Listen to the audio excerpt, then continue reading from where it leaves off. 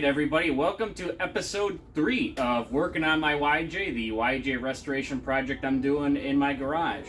So, I have got the YJ tub sitting on this wooden cart that I built last year to be able to actually work on it. Like, I built this so I could have it at a nice working height and still have it like mobile in my garage. It's just a bunch of scrap wood I found, a box of screws and some casters. It seems strong as shit. It hasn't failed yet. Probably will fail when I'm underneath it, if I'm lucky. But it seems to be working pretty good. The reason why I have it on here is I'm actually going to start this. This is the rear floor support, I believe is what it's called, and I got 2 new corners. This is probably the worst part of the body as far as rust goes. It's also probably, if I had to guess, the most complicated part to fix.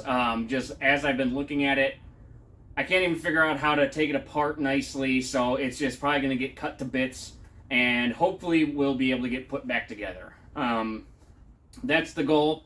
If it goes horribly wrong, I'm just going to slap some corner guards on it and call it a day, but we'll see. I think it might turn out decent. So far, I think everything else has turned out good enough for what it is, as long as we remember what this project is. It's not to win any medals, it's to have a less rusty car. So, that's enough talking. I'm just going to go ahead and get started hacking this thing apart and hopefully putting it back together.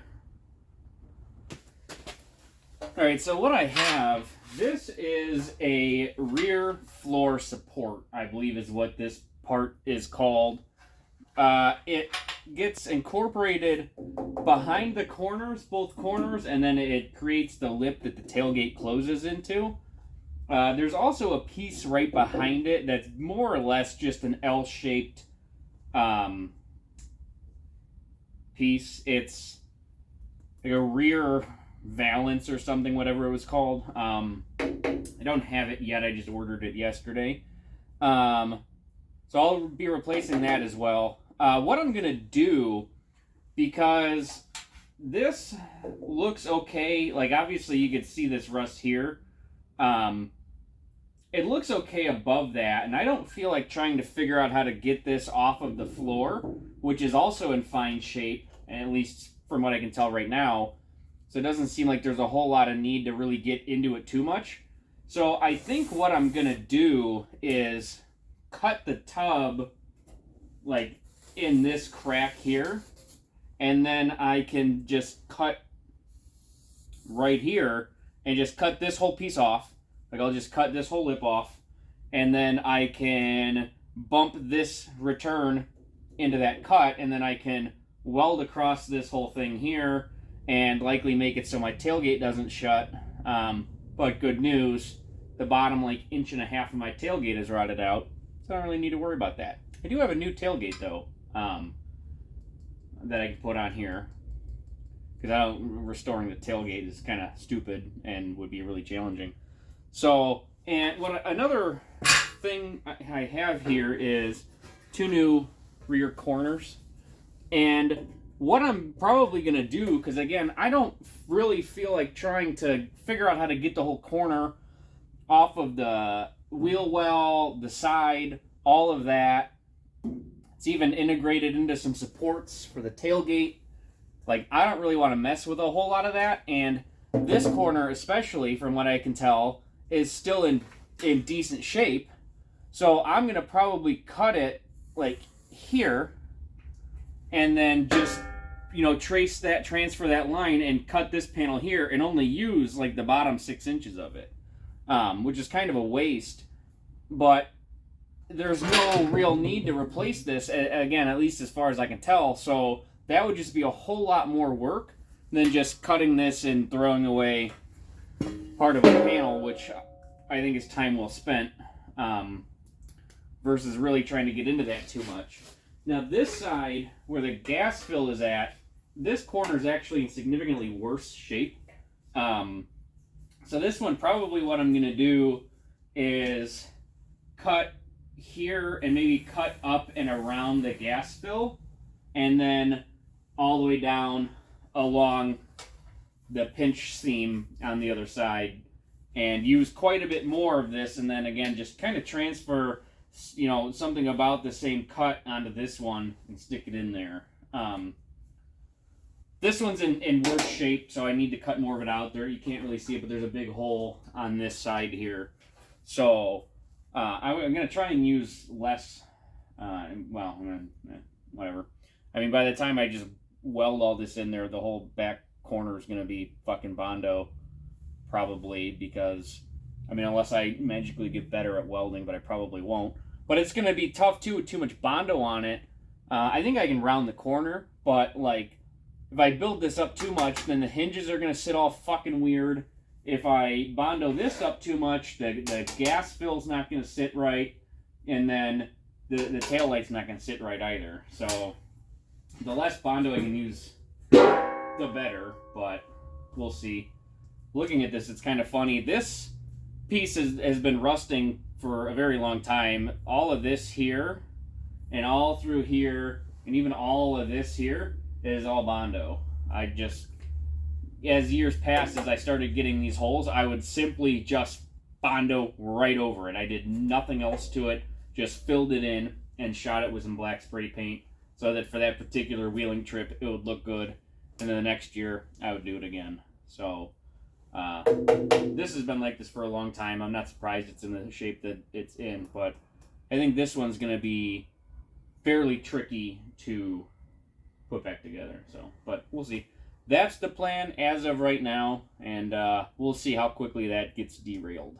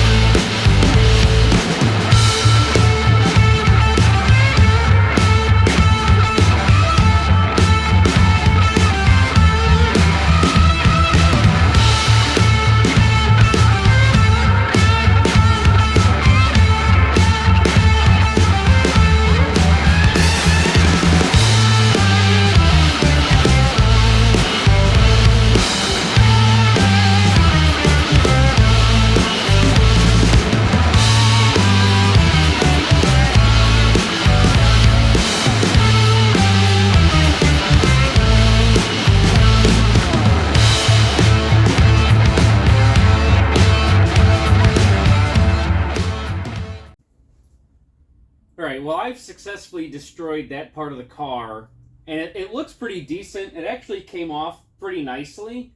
This little valance piece, or maybe it's a valance splash guard, maybe that's what it's called. It is plug welded, you know, to the floor from probably the bottom or whatever. So I'm going to suit up in every piece of protective equipment that I have, and then just kind of lay underneath it on a creeper and just start drilling a bunch of holes up through it, which is going to really suck. I'm going to really try not to get metal in my eye this time, but we'll see. So, yeah, otherwise it looks pretty decent. I'm actually pretty happy with that. I'm not really sure why. As I started cutting this part, I was like, you know what, I don't really know why I decided I needed to cut this much out. I realized that about here on the cut, and I was like, well, whatever. Not the end of the world. I mean, it's just more welding that I'm really good at. And then I did notice the corner pieces I have actually feel pretty flimsy. You know, everything I was working with before was like structural or floor pan, so they were pretty thick steel. These are pretty thin. They might be like 18 gauge or something. I don't know. So I'll probably have a hard time welding those on there, but whatever. So yeah, otherwise it looks pretty decent, so I'm pretty happy with it so far.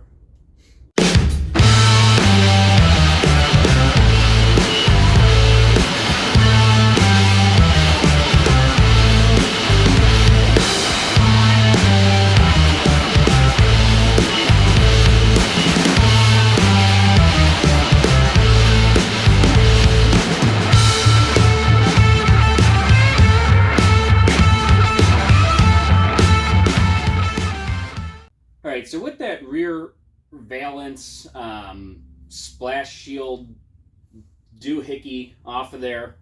It came off pretty good, actually. What I was left with was just a bunch of holes that go up through the floor where it was plug welded, in which, in theory, when I put the new piece on, I can just plug weld right back through those holes to weld it onto there. So that worked out pretty decently, if it works out like it should. I don't have it yet. So in the meantime, I'm just going to go around, do a whole bunch of cleaning up of some surface rust that's inside those wheel wells and or back inside the wheel wells there. Get some of that stuff cleaned up. I got to do maybe some repairs here. I'm going to do that in the meantime while I'm waiting on it. I don't want to try and fit anything up until I have that piece, because that piece really probably needs to go on first. Then I can put the rear floor support onto that, and then I can put the corners on. I think that's the way that needs to go, because it's kind of the way it came off. So, and for fitment purposes, I just believe that's kind of the method that it needs to be put back in. So I want to wait until I have that so I can start mocking things up. So we're just going to kind of be waiting, doing a little bit of cleanup in the meantime, and hopefully we'll get this soon and we can get back at it.